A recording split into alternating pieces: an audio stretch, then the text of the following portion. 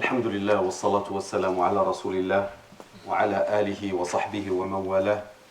الحمد لله الذي تتم بنعمته الصالحات.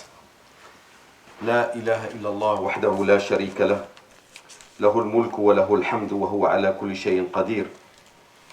لا إله إلا الله ولا نعبد إلا إياه مخلصين له الدين ولو كره الكافرون.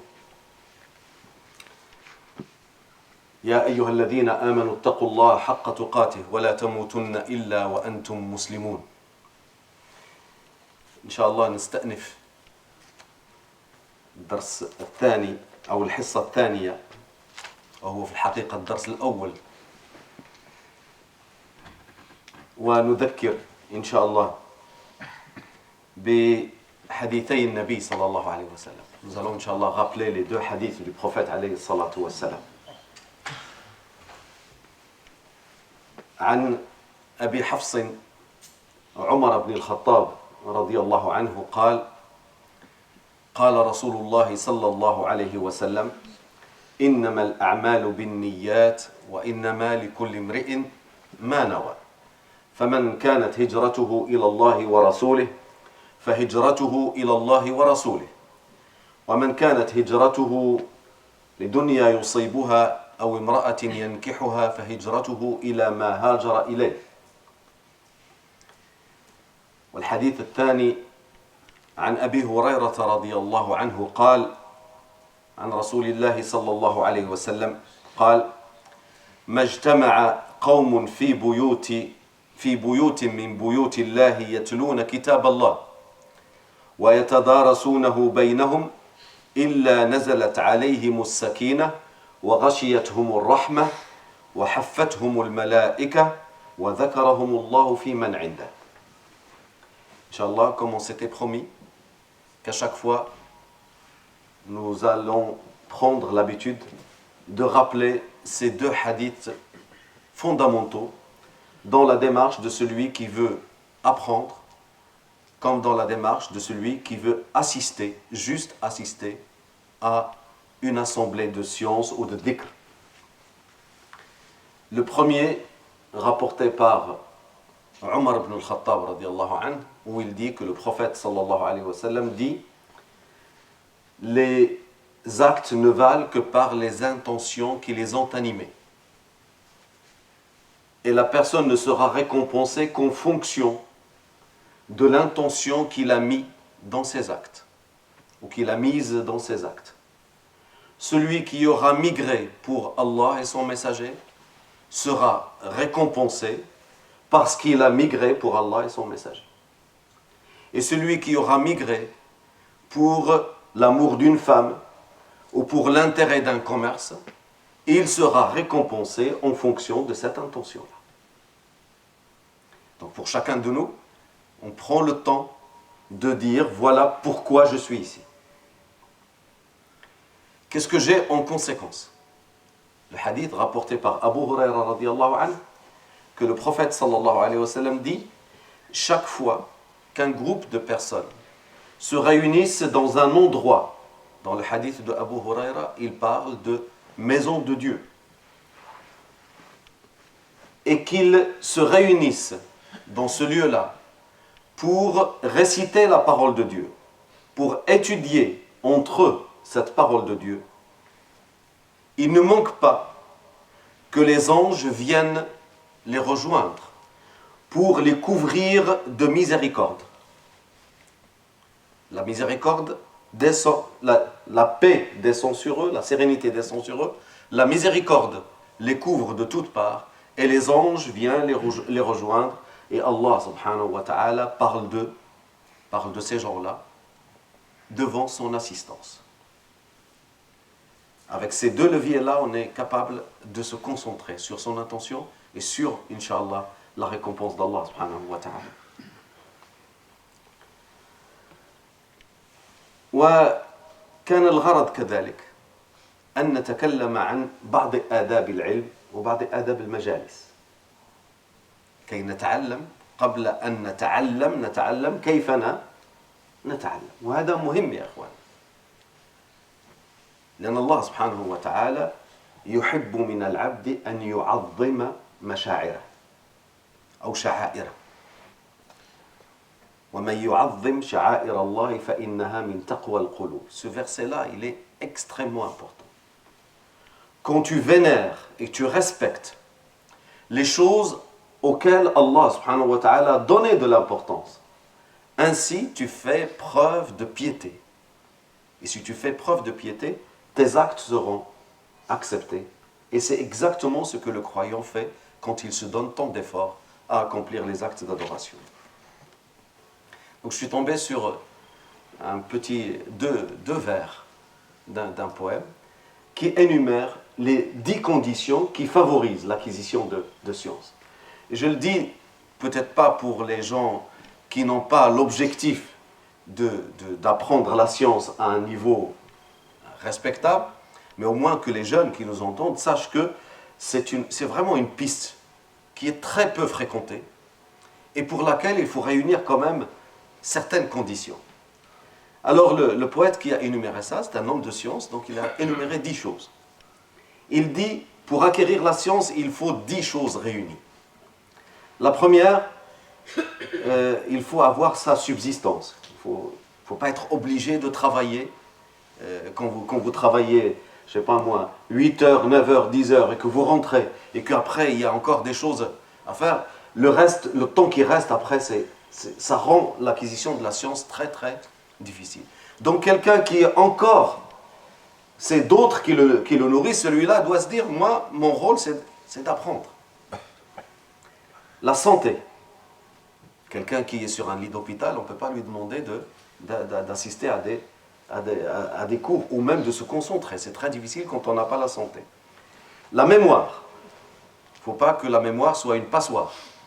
Quelqu'un qui retient ce qu'il a Inch'Allah, un jour, on parlera de la mémoire et des différents types de mémoire pour pouvoir les travailler. Wa fahmun thaqibun. Et une capacité aiguë de compréhension. Pas quelqu'un, il faut lui expliquer 10 fois, il n'a toujours pas compris. Ou alors, c'est quelque chose qui se travaille, hein, quelque chose vraiment qui se travaille. L'erreur s'installe très vite dans sa tête. Il ne voit pas quelque chose, elle est de travers et il la mémorise quand même. Il faut développer ce sens où, quand il y a une erreur, on est capable il y a quelque chose qui ne va pas, ça ne veut pas s'installer. Et la révision, l'étude. Il y a des gens, ils cumulent, ils accumulent. Ils ont vu, je ne sais pas moi, combien d'enregistrements de dars, combien ils ont lu de livres, mais ils ne les rouvrent jamais. C'est-à-dire qu'ils font qu'une seule couche. Vous savez qu'une seule couche, ça sert absolument à rien. Quand je dis à rien, sauf la baraka d'avoir assisté au dars, mais quand tu ne revois pas, ça ne va pas rester. Et l'envie. Vous savez, autant celui qui aime l'argent, dit qu'il est cupide, dès qu'il y a de l'argent, qui aime manger, tu lui dis, il y a une fête, il est capable de beaucoup de sacrifices. Tous les gens qui aiment quelque chose, ils ont envie que cette chose-là leur soit rendue possible. Eh bien, il faut développer cette capacité aussi pour l'acquisition de sciences. Être capable de quitter son confort. Être capable de quitter son confort. Là, par exemple, dans l'endroit où tu es, tu as vu tous les gens qui peuvent t'apprendre quelque chose. Puis après, pour passer au niveau supérieur, il faut sortir de son petit confort. Un cher Mauritanien, il y a quelques années, je lui avais demandé s'il voulait recevoir un jeune qui voulait apprendre. Il m'a répondu au téléphone, Dieu m'en est témoin. Il m'a dit, est-ce qu'il est capable de dormir où nous dormons? C'est-à-dire son lit épéda ne va pas lui manquer. Est-ce qu'il est capable de manger comme nous mangeons? Est-ce qu'il ne va pas nous exiger son petit yaourt et son Nutella du matin? De faire comme nous faisons. Je lui ai dit, je pense que c'est quelqu'un qui est assez costaud pour ce genre de choses. Il m'a dit, dans ce cas-là, tu peux lui demander de se préparer pour venir. Donc celui qui est, oui, mais moi, mes 12 heures de sommeil, il me les faut. Dans ce cas-là, laisse tomber. Hein. La science et toi, ça va faire 2. Un à l'est et l'autre l'autre à l'ouest. L'himma, l'ambition. Vous savez, le mot ambition, il peut être entièrement négatif ou entièrement positif. Il y a l'ambition destructrice, c'est-à-dire que je ne veux que personne ne soit meilleur que moi. Non, l'ambition constructive, c'est que quand je vois quelqu'un de meilleur que moi, je m'emploie pour accéder à son niveau, voire même de le dépasser. Cette ambition-là, ce n'est pas l'ambition de dire, voilà, je vais faire de l'argent de cette science. Parce que déjà, la science va t'apprendre que ce qu'Allah subhanahu wa ta'ala a décidé que tu auras, tu l'auras.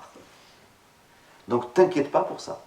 Lui, il t'a demandé d'apprendre, il t'a demandé l'effort d'apprendre. Ta subsistance, si tu es intelligent, tu vas laisser cette affaire-là à Allah subhanahu wa ta'ala. Et les choses ramènent les choses. C'est un puzzle qui se met en place, un puzzle 3D qui se met en place, dans le temps et dans l'espace. Mais si ton souci est combien je vais gagner, combien je vais comme ça, au bout d'un certain moment, ta seule ambition fera que tu n'auras pas les outils pour avancer. Il faut que vraiment de la jeunesse. Et là on dit, je ne dis pas la jeunesse de l'âge. Il y a des gens qui même avec un âge avancé, ils ont cette jeunesse-là. Quand Allah subhanahu wa ta'ala dans Sourate Al-Kahf dit « Innahum fityatun amanu bi rabbihim wa zidnahum huda » il parle de ces hommes-là qui étaient dans la caverne, il parle de jeunes. Et si on en croit certaines références, l'un d'eux avait 72 ans. L'un de ces hommes de la caverne était un homme très vieux. Mais qu'est-ce qui était vieux en lui? Son âge. Peut-être même son corps usé par l'arthrose ou par ce que vous voulez. Mais lui, la personne qui est à l'intérieur, ce cœur-là dont nous allons parler tout à l'heure, Inch'Allah, lui, il a toujours 20 ans. Celui-là, il ne vieillit que si ta foi vieillit. Mais si elle est ardente, bien sûr, il y a certaines choses que tu ne peux plus faire, mais cette foi-là va te porter. Et la 10e, c'est trouver quelqu'un qui va faire de l'effort, qui va te donner, comment dirais-je, qui veut t'apprendre et qui veut donner de son effort pour t'apprendre. Et ça, Inch'Allah, ce ne sera pas très difficile si les autres conditions sont réunies. Celle-là, alhamdulillah, Allah subhanahu wa ta'ala a doté cette communauté de savants. Parfois, il y a juste quelques centaines de kilomètres ou parfois quelques dizaines de kilomètres pour trouver une personne qui va t'apprendre. Je peux vous dire, par exemple, si il n'y a pas loin ici, là, si ça vous intéresse, je peux vous le montrer. Quelqu'un qui connaît le madhab al-maliki mieux que quiconque. Mieux que quiconque. Il le connaît sur le bout des doigts. Très peu de gens viennent le questionner sur ce qu'il sait faire. Très peu de gens viennent le questionner sur ce que... Quand je lui ai dit, il va falloir qu'on s'y mette, il était étonné. Pourquoi ça intéresse quelqu'un, ça? Mon Dieu, que ça intéresse. C'est parce qu'on n'est pas très intelligent que les choses les plus importantes ne nous intéressent pas tant que ça. Inch'Allah, souvenez-vous de cette petite causerie qu'on a faite, notamment les jeunes, et sachez qu'il n'y a pas, on a dit la semaine dernière, il n'y a pas un objectif qui soit plus noble que l'acquisition de la science, parce que les hommes de science sont les héritiers de qui? Les héritiers des prophètes. Sont les héritiers des prophètes. Il y a des gens qui rêvent d'être des héritiers de Bill Gates, mais ils croient peut-être que ça fera leur bonheur, mais ceux qui rêvent d'être les héritiers du prophète, alayhi salatu wassalam, cela c'est une qualité bien plus importante et bien plus valeureuse que la première. Je clôture, Inch'Allah, cette première partie. Subhanakallahumma wa bihamdik, ashhadu an la ilaha illa anta astaghfiruka wa atubu ilayk.